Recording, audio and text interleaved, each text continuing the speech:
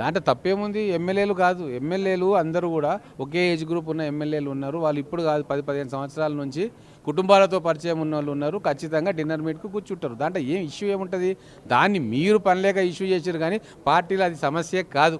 ఇంకొకటి, వ్యక్తిగత స్వేచ్ఛను కూడా భంగం కలిగించేటట్టు మీరు చేస్తూ ఉన్నారు. నేను మా మిత్రుడు కలిసి హోటల్కు పోయి కూర్చుని డిన్నర్ చేస్తుంటే అది కూడా మీకు ఇష్యూ అయిపోయింది. అసలు ఇష్యూ ఫామ్ హౌస్లో ఉంది, ఆడికి పోండి. అసలు ఎందుకు వస్తలేడు కేసీఆర్? ఎందుకు ఇంత ఆర్థిక విధ్వంసం చేసిరు? వాళ్ళు ఎప్పుడైనా సీఎల్పీ పెట్టుకున్నారా? ఇంత పారదర్శకంగా ఎమ్మెల్యేలు మాట్లాడినరా వాళ్ళ 10 సంవత్సరాలు? దాన్ని మీరు ఇష్యూ చేయాల్సిన అవసరం ఉంది. నిజంగా మీరు ప్రజలకు ఒక డెమోక్రటిక్ ప్రాసెస్ ఎట్లా ఉంటుంది అని తెలియాల్సిన బాధ్యత మీ మీద కూడా ఉంది. ఒక జాతీయ పార్టీ, డెమోక్రటిక్ పార్టీలు ఎట్లా ఉంటాయి, ఎట్లా వ్యవహారం నడుపుతుంది, ఒక నియంతృత్వ పార్టీలు, ఏకస్వామ్య పార్టీలు ఎట్లా ప్రజా పరిపాలన చేస్తే ఎట్లా పార్టీలను నడిపిస్తాయి అనే విషయం కూడా ప్రజలకు తెలియాలి కదా. దయచేసి ఆ విషయం కూడా మీరు ప్రజలకు చెప్పండి. జరుగుతున్న చర్చకు ఏం సమాధానం చెప్తారు? ఇప్పుడు అంటే ఒక మంత్రి వల్ల ఇబ్బంది జరుగుతుందనే చర్చ.